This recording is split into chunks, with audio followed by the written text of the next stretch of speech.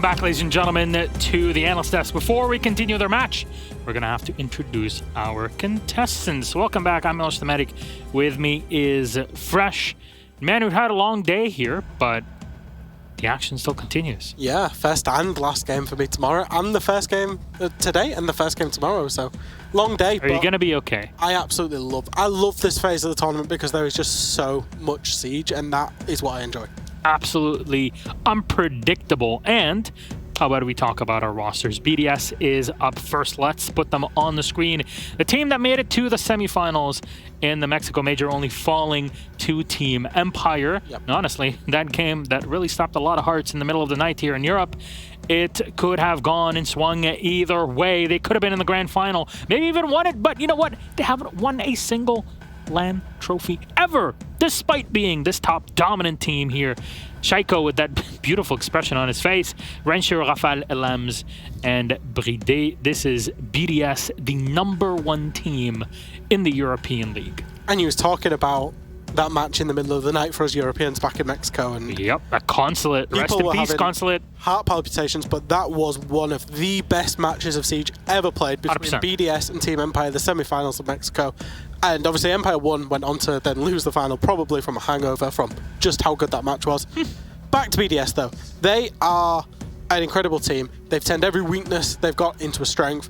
They're on a warpath. They've been on a warpath through EUL. We saw in the first game against Sonics, they're on a warpath, and I would not like to be their opponent anytime soon. No, a scary team, that is for sure. And still, again, they lost to Vitality in the French League, so that's something they're going to have to deal with. But on the other side, there's a team from Singapore with Gig stepping in as their coach. As one of the players not able to make it. Invictus Gaming International playing in this one. Second ranked in their APAC contest to get here to Sweden. Lunar Metal, Gig, Joe, Jordan, and Speakeasy. And man, Speakeasy cooked up a hell of a start to the day. Yeah, he should change his in-name game from Speakeasy to Siegeasy because he was playing so well earlier. He was finding frags just at absolute ease. And Gig actually put in a decent performance, standing in as the coach. Invictus, they should have beaten the reigning world champions in Ninjas in Pajamas. They absolutely should have beaten them earlier. It was a bit of a throw. So, you know, they know that they can play well even with a coach standing in. They've obviously got formidable opponents today, but they've clearly been practicing for a week or two with this lineup. So it's a difficult one. I find it very hard to see a world where they beat BDS, but they will probably go and give a good account of themselves. You know what? Gig did not do too badly either for his debut. His debut here. We'll see his second debut, if that's even applicable in this case. Our map, though, for the series, what is it? 7-map pool, 6 are out, 1 is left. Bank! We're going to see so much Bank and Cafe in this tournament. They're just starting off here in the group stage. So, Chalet banned out by BDS. They had the final say, and that is where we go. Statistically speaking, though, is this something that fits with BDS? Because I remember the start of EU League, where you and Jess were talking about the way that BDS are playing Bank and how they're kind of reinventing some of the earlier strategies that were played on Bank back when it was in its earlier iteration in the pool. One thing BDS have not faced on Bank is a Habana ban. The opponents they've faced throughout EU League have kept Habana open, and BDS are super comfortable playing with Habana open. It lends itself to their attacking playstyle that they like to get out in front on the attacks. So I'm hoping Invictus ban away the Habana, get rid of it, because BDS is super comfortable. And from there, BDS play all 4 sites. They will attack all 4 sites very well. They've got 2 or 3 different plans for whatever happens, whether it's a roam on the bottom floor or a turtle. They know exactly what they're doing. They'll take the bits of map control that they need, and they will execute their plan to perfection most of the time. I mean, BDS, Bank, was it Maverick, Ace, Yana are probably 3 operators that we'll see constantly on their attacking side. Oh, where'd it go? Oh, where'd it go? It's magic! Oh, Woo! he's done it! It's back! What is this magic that we're seeing in his team? I just can't believe it! Not impressed whatsoever. Are you serious, Mike? I absolutely cannot believe. That's my best Singaporean accent, by the way. It's absolutely horrendous, as you can probably tell. But yes, Invictus Gaming are trying their best for this one. Not gonna lie, they got close, But against BDS, can you ever see yourself as a team that can outdo them? What can you do to outdo BDS Fresh? Because you've gone through this over your career as a coach. I can't. I'm going to repeat myself a lot over the course this week because I expect BDS to go through groups and go very deep into this stage. And I think that for you to beat BDS, you really need to hope they have a bad map or a bad day and hope you are on your best form. And I think that is pretty much the only way you can beat this team. They appear to have very little weakness. All right, let's see then. BDS versus Invictus Gaming. We're going to head to Bank yet again today. Enjoy, ladies and gentlemen. It's Game 7 onto our casters.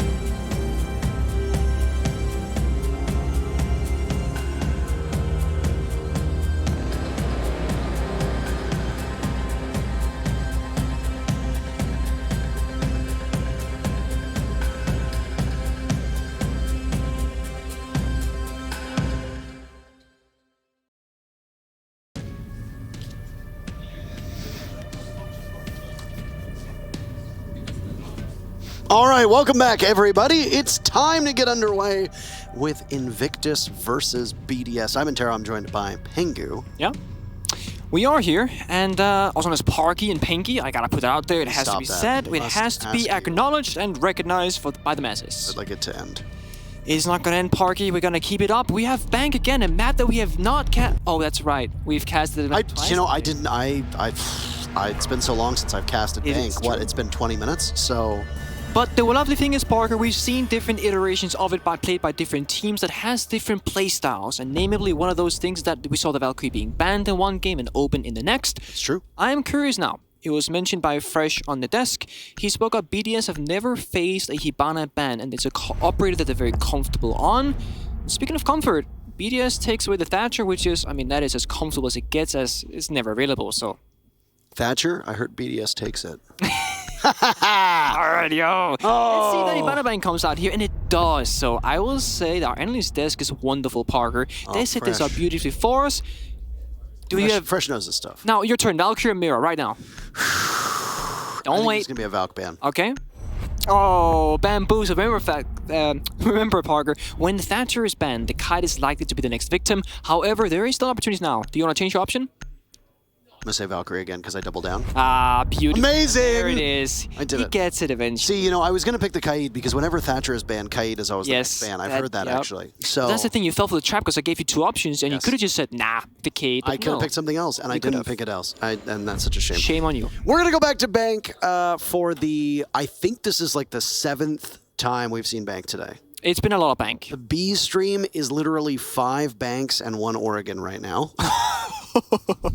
B is for Bank. B is for Bank. Wow, we got BDS here. I know that we casted a Bank on this exact channel as well, and now we're going to do it again. We are. More things change, the more they stay the same. Starting on defense, by the way, is BDS. They enjoy throwing in this Oryx play and staff an open area. Well, what does Oryx do so well? He jumps through hatches. That he does indeed. That is the rotation in the map. You can play the basement, go to the first floor, play the first lock of the top floor. You can pretty much scavenge through the map as Elames does best.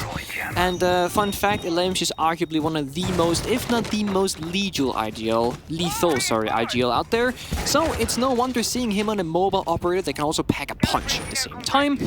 Of course, BDS pulling out the mirror to great effect. They're gonna be extending out their roam, they're gonna extending out the map, and they're gonna have a nice safe area of sight with that mirror window, granting them some vision, some cover, and some lethality from within. I'm trying to think here. Yeah, you can think all you want, Parker. I do sometimes. Yeah. This is the first mirror that you and I are going to be casting in action. Yes, so. it is. She has been a ban over the last 2 games of Bank that we have casted in 2 of the 3, now 4 matches. So There you have it. It'll be interesting to see the way it plays out. We are 10 seconds into live action, and already bullets will rain through some of those soft walls in the main lobby. Yeah, you saw it here. So the first mirror is inside of kitchen facing towards bottom square, and the second one is extended for the roam as it's inside tellers facing towards lobby. So BDS with great map presence all across, playing on all 3 floors as well. All right. Going on to drone work from above. Renshiro looks like he's playing up top, and he's got the commando in hand. No Roni for him. That'll give him just a little bit extra bullets in the magazine. We saw some fights lost earlier because of the fact that the Roni was brought out. But here we are.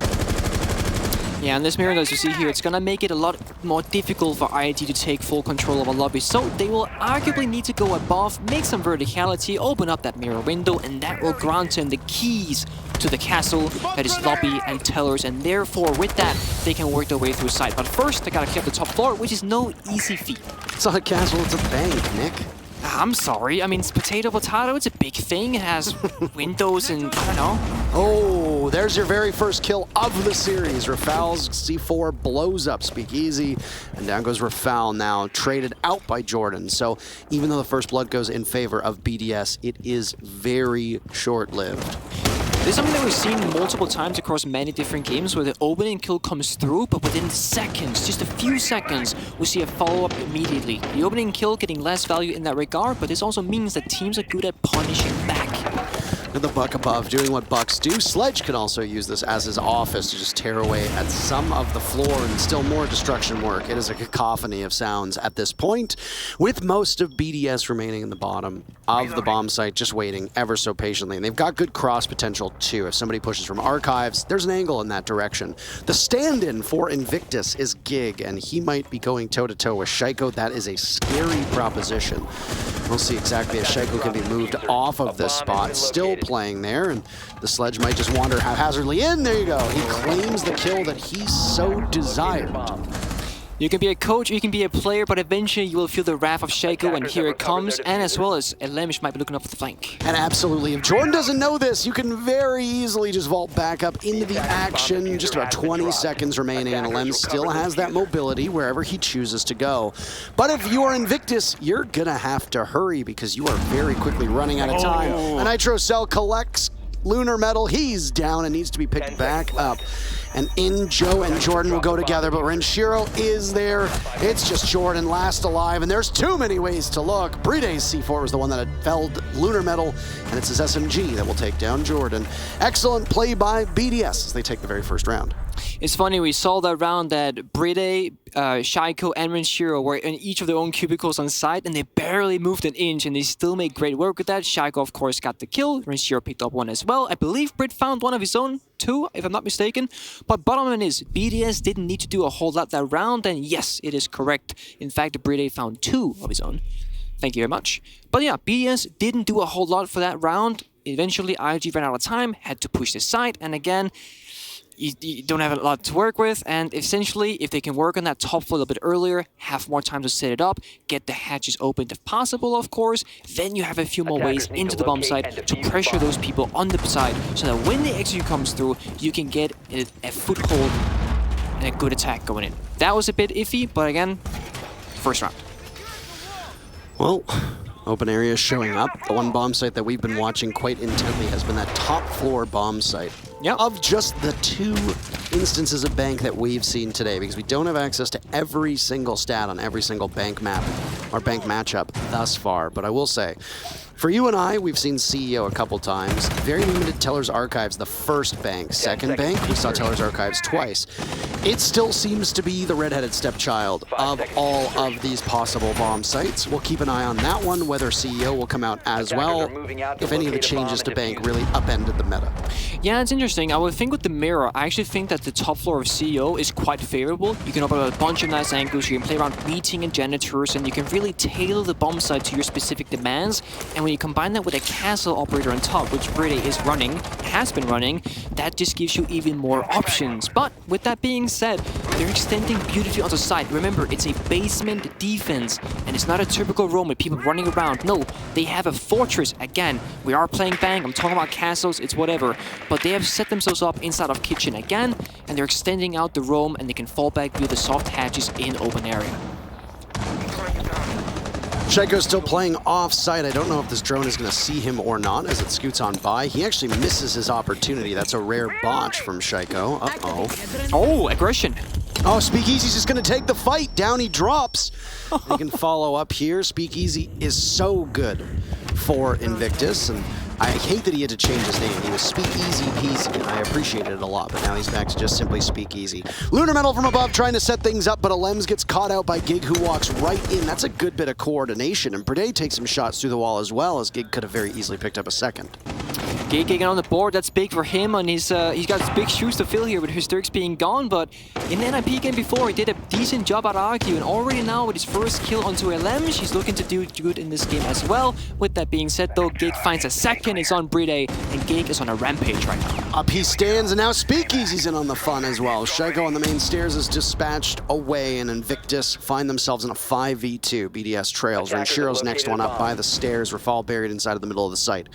Both of these players from BDS have some clutch potential, but the downside is that you've lost arguably the two most formidable players on BDS, both Brede and Shaiko. So now it becomes a waiting game. Do Invictus commit any real mistakes that can be punished by BDS? Yeah, if you're IT in this position, I actually think that you should just do almost nothing, Parker. Just take your time. You have so much left. You have almost a minute remaining. Drone it out, breach the hatches, go into server, open up the wall, play for the plant. I mean, they have one C4. Sure, they have the echo, but once you start putting down that diffuser, that's when you can explode. Drop down the hatches, go for those gunfights. Either you get the kills or the plant will go down successfully. Well, they're waiting and just tempting anybody from BDS. Nitrocell goes out, but it's a bit too early on. All of those flashbangs go in and Rafal can't do anything, but finally BDS gets on the board. Joe is halfway through being able to get that diffuser planted. More flashbangs. Yokai goes up, but it's a little bit too late. No coverage from Renshiro. So the clock starts ticking, and there goes Rafal. Gig's on a heater. Who is this guy? 3 kills? How about 4? A quad from the coach himself, and Invictus takes the second round. When he got his second kill, I said a rampage, and I was like, maybe I called that too early, but he did not disappoint. He dropped 2 more further in that round, and IG played that round to near perfection in the stage 3 and execute. They went for the plant once the C4 came out a little bit too early, as you mentioned. It missed, did not hit the mark, and when they actually came through, they started tossing flashbangs into red, forcing the mirror away from the mirror window. She had no C4, could not toss it, and Gig dropped the backside hatches and stabbed them from behind. Beautifully done by IG. So, with that said, that's I think you could say a relatively routine take on to red, especially if a team you know is going to use their nitro cells on defense to try and stop the default plant that went down by Jordan in the right spot, or by Joe rather, in the right spot. Even Joe. Yeah, Joe and Jordan. Joe and Jordan, they're different. Yeah, People. they're different. I see the names and I'm like, oh, J.O.'s the start of Jordan. Yeah. And I'm wrong. It is what it is, Parker. You're doing a great job so far. I'm doing a great job so far. You are doing a great job so far. Thank you, sweetie. Anyway, I saw Fresh use a speakeasy phrase where he said, because you mentioned the speak easy peasy. Yes. Fresh said, what if you just rename to, I think it was an easy siege, something like that. So if he has like a great game, you can be like, oh, it's easy siege, because like you're dominating your opponent. Okay, whatever. It wasn't my joke, so it doesn't have to be funny. Rare freshness. Yeah. 5 seconds left. Sorry, Jack. I don't have you on this one. It is what it is. I tried, Jack. I tried my very best indeed, but it is what it is. I will say he's also making his debut here at a major. Obviously, he's an EUL analyst, but he's working his first big event, and I think he's done exceptional as well. So, great guy all around, super helpful. I will say my first time here, everyone is super kind, super sweet, and super helpful. Not share their information and their knowledge, nor their feedback. So for that, I'm eternally grateful, Parker. As am I. That said, we're now 30 seconds into round number 3, and BDS remains on defense. Bank has very much skewed towards the attackers thus far, and, well, Invictus just picked up their first attacking round. They've done some significant damage to Alem, so they could start off well again. Much has been talked about Finka and her introduction to the meta, and it stems largely from APAC teams liking to run her, so here she is. Speakeasy in particular can do some real great work on that particular role. Yeah, we see Alemsh holding down the 94. He's gonna be trying to deny those Selma charges, but it does not exactly go through. He's forced to drop down the hatch, and 90 control's been granted to IG, using that ace to perfection now that the Hibana is off the board. And this is gonna apply a great amount of pressure both to the first floor of elevator, but also the top floor of 90. Now it's very hard for Raphael to play in this hallway. It's very hard for Limbs to retake as well. He's gonna cut a line in the map where IG can play around it and try and take the next step up this red staircase from lobby.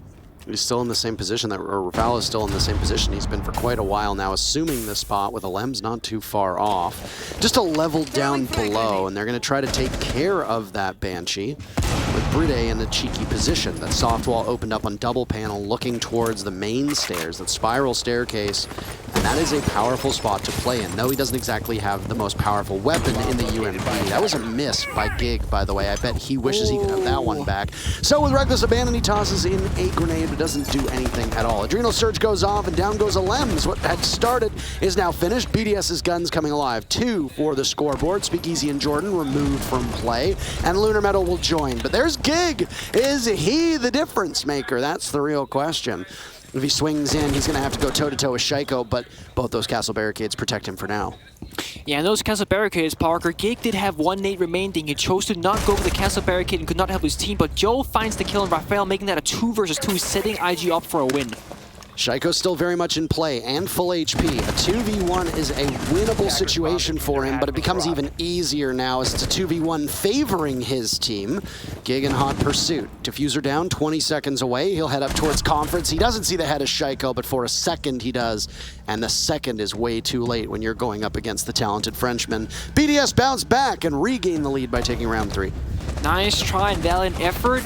Again, when Gig was on that side rappel of CEO on the small box, I would have loved to see that grenade not be aimed for the player, but for that castle barricade. Open up the line of sight into meeting. Help your team who's trying to walk up the red stairs, walk up the main stairs. Because right now, when you're rappelling onto the side windows, as Gig or on Sledge, you can't help them. Sure, he got his 1 kill on the side. Sure, he got his 1 kill. But after that, he's forced to rappel in a window where, again, the castle barricades completely separate him from the rest of his team, and thus, BDS can pick their fights as they please. By the way, Jack Fresh mentioned that it was Siege Easy, not Speed. Oh, it was, sorry, it was Siege Easy. Which now upon... Wait, that makes so much more sense, actually. Oh yes, my absolutely. god. So... In that case, I take partial blame for the terrible name. Partial blame? You take the full blame for No, I it. take You're the one who I take the flubbed partial it. blame, Parker. You misspoke and said an entirely different thing, and you have to take the full blame. Okay, I take full responsibility. Jack is great, I am not, but I will work towards becoming a better version of myself. Good. Okay. There's some low-hanging fruit there about the partial blame. It's like, oh, is that why G2 did poorly? Okay, I mean, hey, listen. I left when I left, and then they lost when they lost. I'm not gonna say there's a correlation between the two or anything like that. I'm not putting fingers. I'm just saying that I'm at this major and G2's not. I don't think those are the right circumstances, but I mean, I understand what you're saying. How cruel a twist of fate is it that we're in Fabian's country? I know. He's nowhere to be seen, and it is wonderful. So, but anywho. Round number 4, and back to open area they will go. This is where BDS started things off, and the struggles that Invictus had will need to be fixed. They were not particularly good on entry, and through the roam clear, they got gunned down, and it's not going to get any better this time. Speakeasy's the first casualty of the round. Alems on the roam finds him, the Finka removed from action. Somebody who has historically been at the top of the APAC standings. Doesn't matter if it's APAC South or APAC North. Speakeasy is usually in that conversation and has been the standout so far this last stage. Well, he's 1-4. That is not ideal for somebody whose goal is to get as many kills as possible. No, you're absolutely right, Parker. But then again, if BDS is known for one thing, is that they do not make it easy for the opponents to get anything, especially when it comes to kills. Whenever they're in a tight position, either they will group up, fight together, or they will simply fall back, give up the ground, understand their next win objective. So whenever you get into these positions, you see already now, BDS, they're falling apart, or they're falling away rather. Almost half the time has been spent. Sure, they give IG the top floor, but they do not give them any leverage in terms of man count. They will play the round 5 versus 4. Well, I mean, there were a lot of people who thought after Hysterics wasn't able to play and Gig got added to the roster that they were going to be playing 5v4 just simply because Gig didn't have any top-level experience. But hey, he's been able to compete quite well with the team so far, and he's actually the top frag at the moment, getting the lion's share of kills. In fact, more than the rest of the team combined. Good for him. Very good for him indeed, and I think something could be said that if Gig can find his footing early on, I think that's the best way for IG to get success. Not having to have, let's say, quote-unquote, dead weight on your shoulders. He's pulling his part harder. Absolutely. So, we have a minute to go, and Invictus still trying to figure out what comes next. How much of a crippling blow was it to lose Speakeasy on that Finka roll? Well, knowing the way that Invictus plays and the bull rushes they like to pull off, I imagine losing the Adrenal Surge was quite unfortunate for them. They're still hunting down all of the roamers. I don't think they know where Alems is positioned over by blue. They have a sinking feeling, and Jordan's just gonna run right at him. That is not ideal, and case control with Alems picking up 3 big kills, still in the same position. It's incumbent upon Invictus to go grab that diffuser as quickly as they can, and well, tick-tock, 30 seconds left, and you are miles away. But like that, it seems like BDS is just gonna get aggressive and take the fight to them. Don't get too over-eager, because you've still got a job to do. Alem's getting back to the bomb site, leaving very little time, and Invictus will scamper on over. Nice play by Joe, but he's got 10 seconds to get that case he just retrieved back to the bomb site. And this is a tall order. Down goes Gig, and Joe will walk right in. It's a 4K for Alems. Very narrowly an ace, but it's denied all the same. 3-1 for BDS. Yeah, we see we see Alems in the player canvas being hyped up as always, and that's always great to see. As you said, almost an ace for him. He got the 4K. It almost seemed like ID was like like somewhat of an idea that Alems was creeping up those server stairs. But then, as you said that, we see Jordan just fully sprinting with Diffuser into the arms of Alem. He picks 2 kills off of the Thermite and the Buck, and BDS practically wins the round off that play. Not exactly sure what was going on. There was a drone right next to the door that could have been used to check the staircase for Jordan. And even then, if you're gonna run in, have your gun up, or at the very least, drop the Diffuser in a safe position so that you can retrieve it if you need to. Call it the Lion's Den when you drop the diffuser right in the midst of your opponents, because you literally have to go into a den of lions to retrieve it. Possibly the worst place, and anybody who's played ranked knows very well that experience of seeing somebody on the other side of the map dying.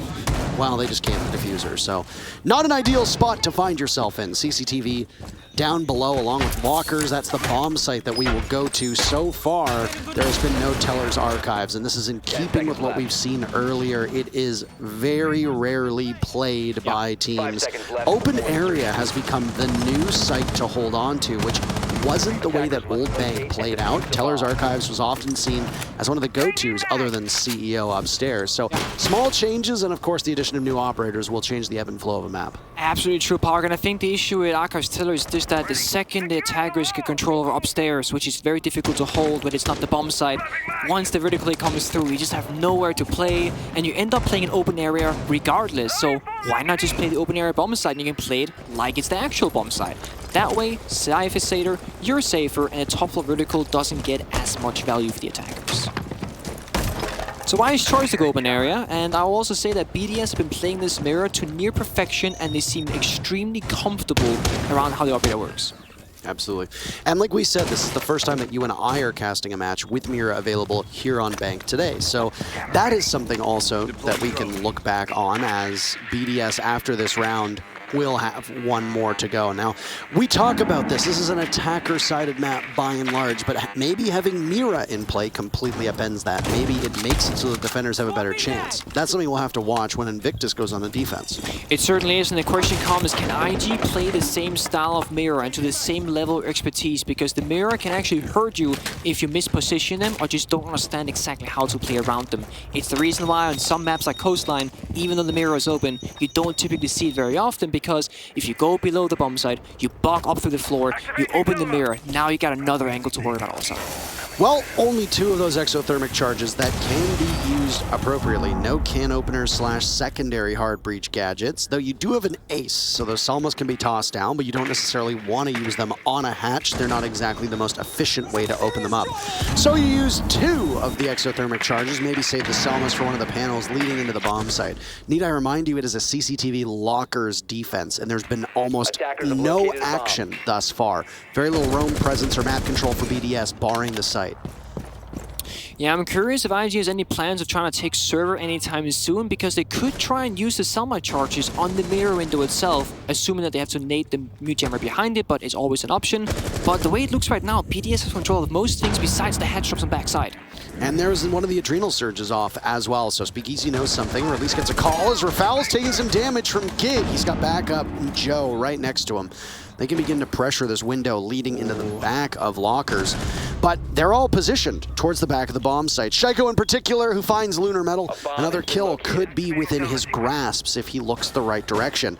You got smokes primed and ready, but a nitro cell is there that could potentially greet it. A flash goes out. Renshiro, unsure if he's blinded or not, waiting ever so patiently. Gig goes down. There goes a Lems, but Joe falls as well. Jordan survives the nitro cell, and it takes out Renshiro to boot, but he's dropped down for the count. Speakeasy will need to clean up. Brede and Shaiko await him, but 2 seconds left. He's not making it to either of them. He makes up Brede, nice kill, but ultimately it's for naught.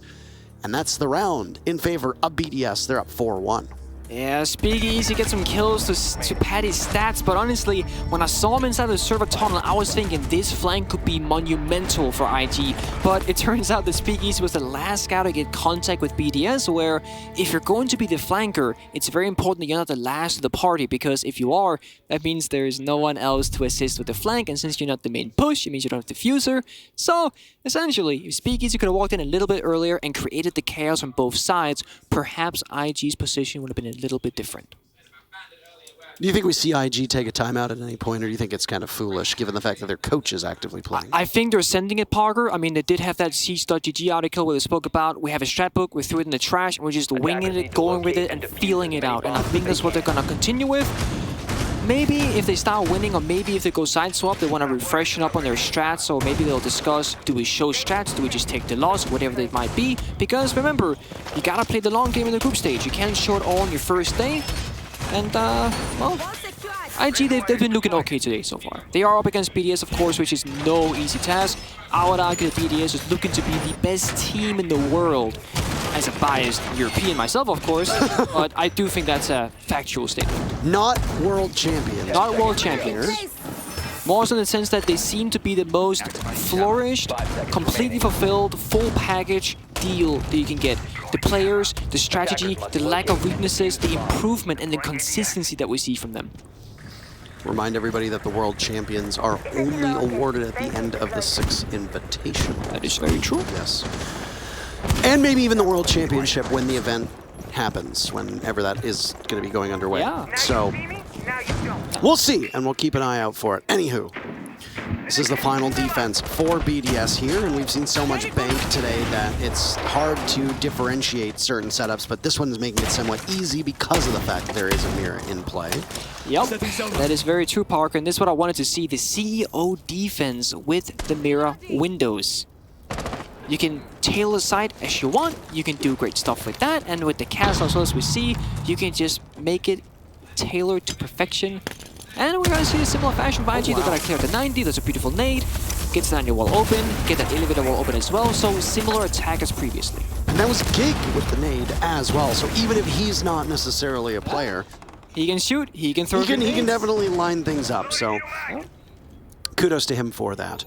Alem's playing behind this mirror window inside of conference, still in the same spot. They've alleviated some of the pressure on behalf of Invictus by taking out those double panel walls. We cheekily referred to them as Kanto spot. Yep. Out goes the bulletproof camera that was also down by the main teller desk.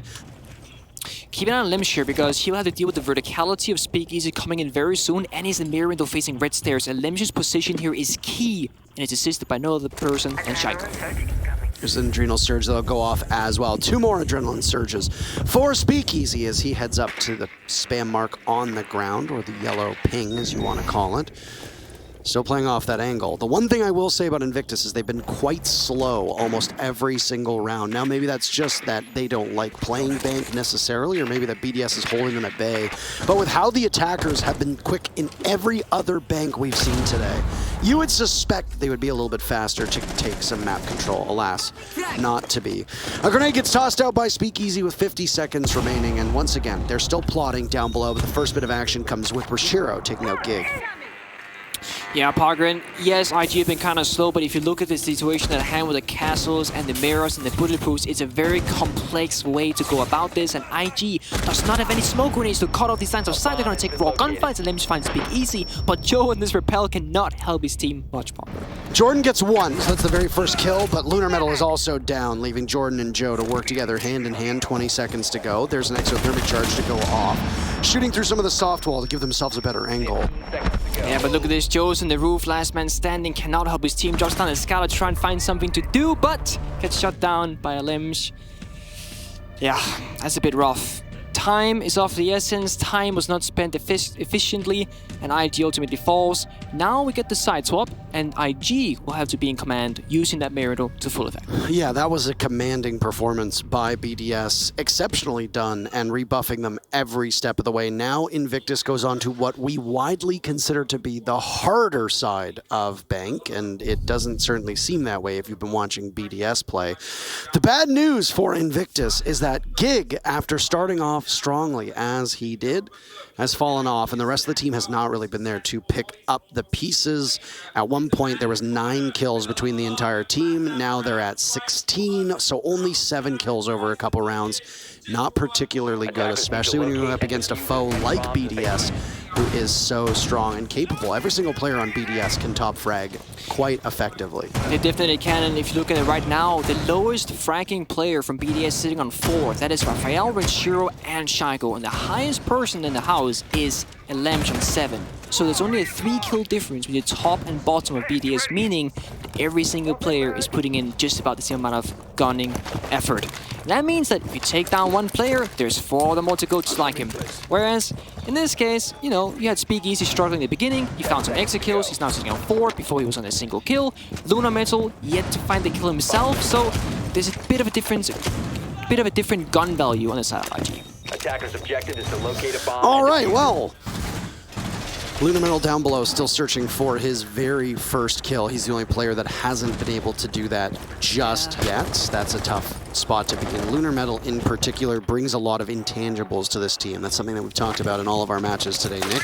Yep. Is that there are contributions that are made that aren't necessarily on the score sheet, and oh my goodness, Speakeasy, what were you trying to do there? I don't know. Sure. But you get picked off by Bride pretty quickly. BDS has a very early advantage, and it's not traded off. BDS looking to go for the throat here, and match point is potentially within their grasps. Yeah, you see the difference in the BDS setup on defense versus IG is that BDS would use a mirror window here to establish some sort of safety net that they could play around, but Invictus do not have that. They have him on cam, so we'll watch the Oryx as he roams and grazes the wild beast himself, searching the highlands, and he's gone. The fastest operator in the game, technically, at full speed, and Lunar Metal is still roaming down below inside of Archives. They can find him at some point, and they are in hot pursuit of him, but they are not going to get there just yet. They have other things to do. This is a bottom floor defense for those that are curious and haven't seen CCTV and Locker, and down goes Lunar Metal. So they managed to secure the kill on the Oryx. That's Shaiko credited with it, and I mean, Shaiko's been having a good day, but no better than the rest of the team. Alems, in particular, has been a standout performer. He takes down Gig before Jordan ends any potential there for more than one. But Jordan and Joe are the last two. How similar a refrain this is to rounds previously, where they have to work together to go against the whole brunt of BDS. Yeah, you know, IG is kind of run into a situation where they're like, oh, we roamed on basement defense. And you ask them, but what did it cost? And you go, everything. 3 players fell apart. It's Joe and Jordan Jordan once again, the duo to do it all, but also to do none, because they have yet to find success together. Hopefully this round they can show us some flair, as they need to find 4 members of BDS to swing this round in their own favor. I don't know if Joe realizes how close the Shaiko show was to rolling up on his front door, but there you have it. The soft hatch opened up, and the hatch by server left soft is not abnormal, but isn't something you see all the time. The thing is with Joe's attention elsewhere, it leaves Jordan as the sole player on site to look after the 3 who will inevitably come after him. And Joe decides, well, probably the right move, making some calculus. We gotta go for broke. We're running out of time. We are outmanned and outgunned. But it doesn't matter because you die, and then so does Jordan. It's 6-1 for BDS. Yeah, and again, you compare the teamwork on the roam game, the full commitment, using the mirror as a fortress on the map to slow down the attackers. BDS have so much time, so much freedom. They're not getting challenged on their entries. And IG, they need to make it more difficult for them. Maybe put up some mini games, make them think, but oh, there's a mirror. Now, do we go above? Do we run through it? Do we use a smoke grenade? Do we go for the heart breach? Give them some decisions to make, because right now, BDS, they chose the pace on defense. Now they're controlling the pace on attack as well. That should never be the case. Oh my, and no timeout being taken, by the way, as we speculated. They're just going full send. They are. So, hey, I mean, that's just the way it goes. A bit of a disappointing bounce back from Invictus after their earlier matchup was significantly closer against Ninjas in Pajamas, but maybe they just match up more favorably to NIP. And one thing I have found is APAC teams do match up decently well to LATAM teams. Yeah. So it's entirely possible that Invictus came out guns a-blazing against NIP, caught NIP off guard. They needed some time to warm up, but BDS is so indomitable and has looked that way. The only team that really gave them any trouble was Empire. Yep. At the Mexico Major, that's what slowed down their momentum, but Empire don't look like the same team right now, so who knows if somebody will get in the way of BDS. Obviously, let's not get ahead of ourselves. There's still a whole match to play. It's entirely possible Invictus comes back, however unlikely it may be. No, certainly, and I think one of the key factors for the reason why Empire found the number of, or had the number of BDS is just the familiarity part. You scrim so much domestically, you play each other in the EUL. That's not the case for RG. They're going in, first of all, without their main player, Hysterics, and second of all, they've never really played BDS at this stage, right? So what can you expect? I mean, it's a very tough match for them, and it is probably the most difficult opponent that they've played this entire tournament, arguably. We were talking about this when we were in between matches, where it's best of ones. Some of these teams haven't played their other regional counterparts in quite a while. They're still feeling each other out, right? So these teams could potentially settle in. Keep in mind, Team 1 looked terrible after their first day of Mexico. Yep. And they won the whole major. So we need to talk about storylines in the immediate without getting too deep into what could potentially happen in the future. Certainly. You never know what happens. Maybe tomorrow BDS just gets completely nullified by most teams in their group that they play tomorrow. Maybe they keep up a streak as they have been and as we expect, but we never know what to come, and that's why it's so exciting. Although, I did wish we had seen less Bank today, but there's always a day tomorrow. Hey, I mean, Michael and I had to cast 4 straight matches of Consulate at the Mexico Major, and then got one of the best consulates after that in our 5th consulate in like 6 maps. So sometimes that's just the roll of the dice that they give you. Alems, by the way, is the first casualty, the first domino to fall for BDS. Invictus will need to look for more if they want to stay alive in this map. They were unsuccessful in their first matchup against NIP. They're looking to get some points on the board. BDS are a tough team. Everybody will tell you that. Europe will tell you that, how much of a nightmare it is. But Invictus certainly have their hands full. Certainly, and if you notice that actually, the player that was on the side rappel, I believe it was Renshiro onto CO, he actually got rid of that castle barricade in the double window, allowing that line of sight into meeting and pressuring the side, and that's exactly what IG did not do when they were on attack. So BDS, they understand what they want, they understand what they need, and Renshiro making a great work of that window rappel. Grenade from below from Shaiko, but Rafal gets the kill onto Gig. How quiet Gig has gone. At one point, I think he was 5-2, now 5-7. Now the mighty have fallen. Sets us up for the execute Nick with 30 seconds remaining, and they'll try to burn through utility, but Renshiro goes down. What is this? Life on behalf of IG, and Joe picks up 3 big kills, leaving Rafal on the back of the map with 20 seconds left. They know where he is. He's got the lone kill for BDS, but it seems unlikely that he'll be able to get that much more. And no, Speakeasy picks one up. And you can see even when they win, the celebration is quite low for Invictus. I mean, they got a long way to go, Parker. Like, this one round is not going to make or break a difference unless we talk tiebreakers at the end of the group stage. They know that they're going to win many, many more rounds to go and bring it all the way into overtime just to have a chance to swing it in their favor and win the entire thing. Well, that settles the top floor. For CEO. Yep. That bomb site is in... What's in the pocket of Invictus? They'll go back downstairs to CCTV lockers where they were wholly unsuccessful back in round number 7. Again, not looking like they're going to take a timeout, because what is the point other than to maybe settle down some nerves? You know what? I could see, if they win this round, possibly taking a timeout to see where they go, but that's also a coin flip, because do you want to give BDS any potential breathing room? Do you want to stop and let BDS get back in this game? It's hard to say, Parker, but I think the thing is, if you win this round and it goes 6-3, I think you as IG benefit more from the timeout than the potential of BDS. They're already at match point. They know what they want from this game, and if IG wants to figure that out for themselves, they should take the timeout, I think, in that case. However, I would love to see the mirror being utilized also in their basement, because it's such a strong operator. It makes the basement side much harder to attack. But no, that's not the case. They got the pulse instead, and they got a soft roam at the minute, just looking for some drones. They do have the smoke, which I love. But the echo in this case, we saw BDS try it as well. It doesn't grant you the most beneficial factor, as it's really difficult to maneuver those drones around with those hatches being opened. Yeah. Instead, Invictus is going to go with a lineup that looks a little bit more similar. We're going to see the smoke, the Jaeger, and the pulse come out.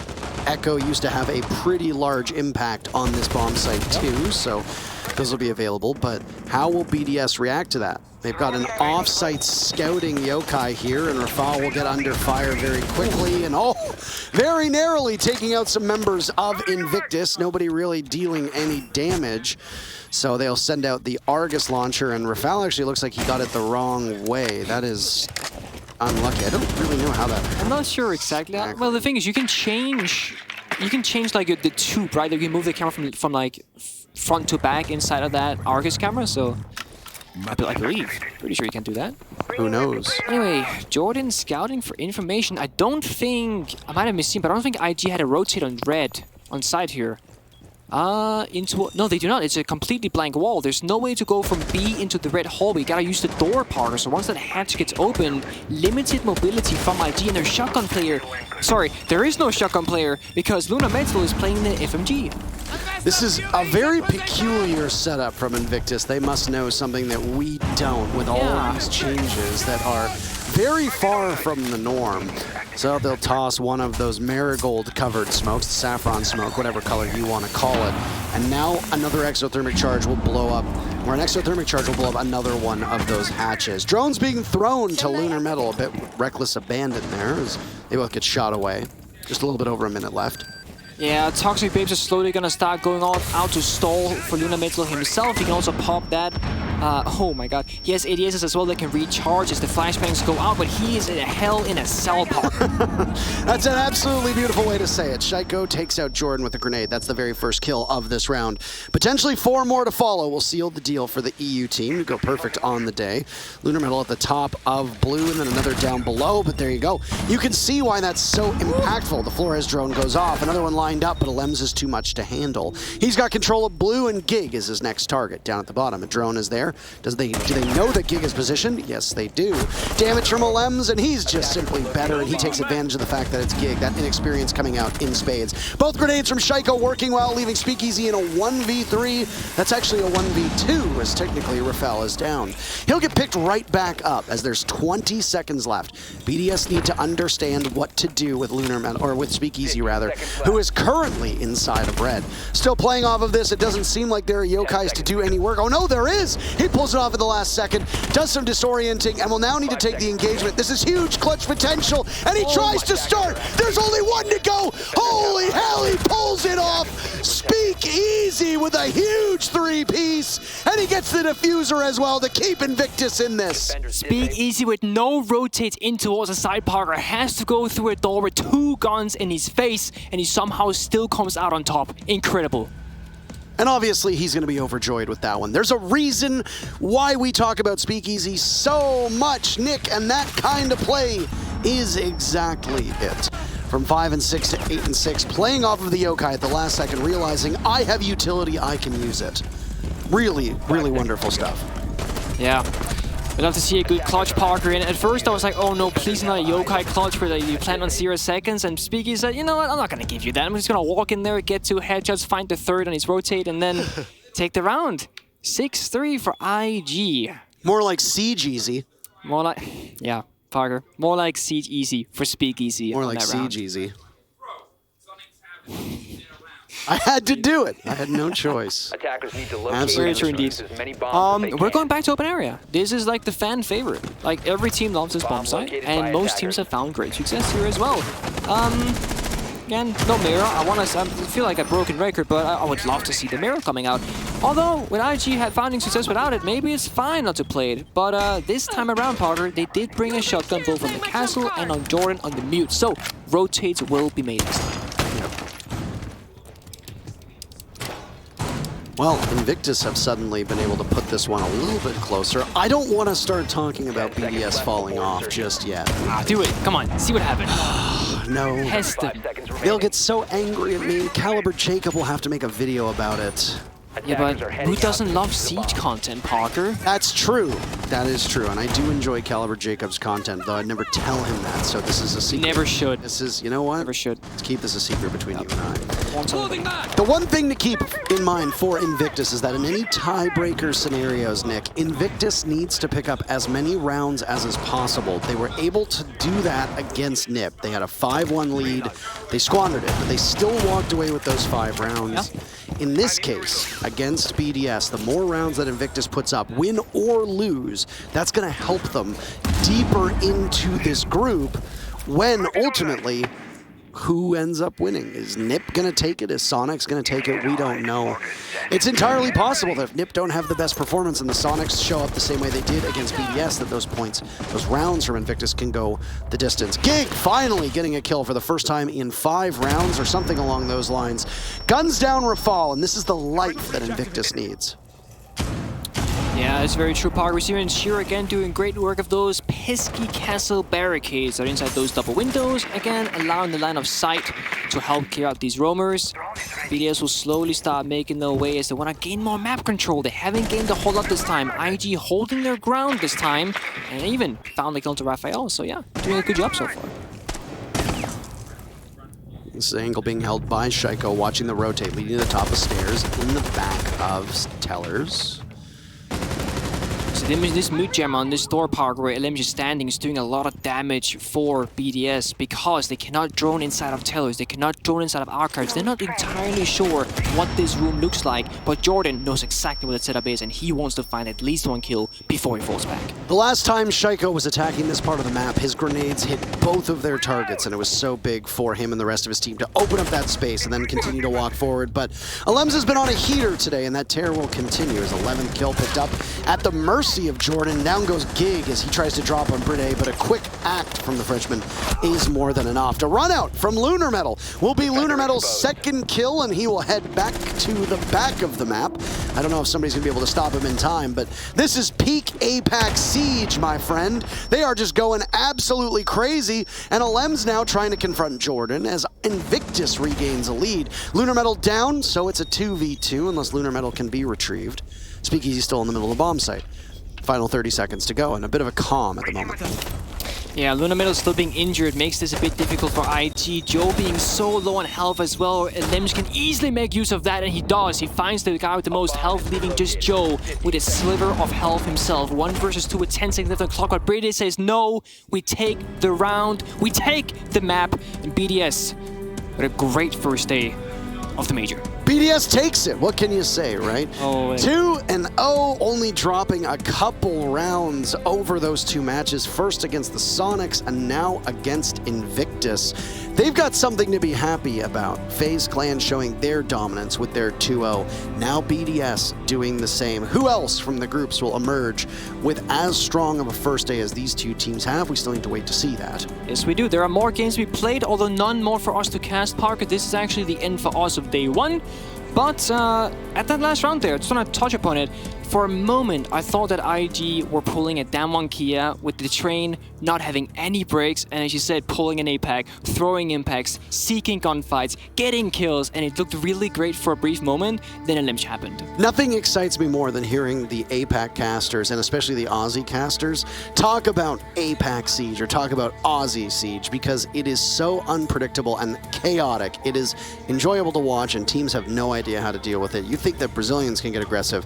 Well, wait until you see what Australians can do. Look at what can happen in South Asia and those teams in the region. But Invictus ultimately, I think, showed more life than I expected. Certainly, especially towards the later rounds, Gig was very much alive the first couple of rounds, then he kind of slowed down. Arrogant a little bit in the later rounds, but the entirety of IG seemed to get more comfortable as time went on almost as if they started feeling out BDS a little bit and figuring out how they wanted to play the game and saying, no, we're going to start contesting the way that you want to approach the map and make you play on our terms. I mean, that's the way it is, right? The team that can set the pace often ends up winning that matchup, and it's very hard for teams that are less experienced or teams that don't exactly have the best grasp on their roster, for example, because you don't have Hysterics. I just think back to this matchup in particular. Not that Gig was bad, but imagine Hysterics playing on this team. What's the scoreline against BDS? Does Invictus defeat Ninjas in Pajamas? Because if we think back to Mexico, Invictus came very close to making it out of their group. Yep. So there's potential here, and they are by no means a bad team, but they are playing with a handicap, which is that their coach is there. Same with Oxygen, who almost beat Rogue earlier. Yeah, and it's a beautiful thing because, yeah, imagine what they could do. They've done so much already. We'll never know, at least not this time around, but hopefully we'll see more of them in the future with the full roster. Absolutely. So that's it for Nick and I today, but there's still more action to come on both streams. Right now on Rainbow Six Bravo, we've got another set of matches going, and then of course there's more to come here too, and we know you want to watch some professional Rainbow Six, so we have a break ready for you. Don't go anywhere. We'll be right back.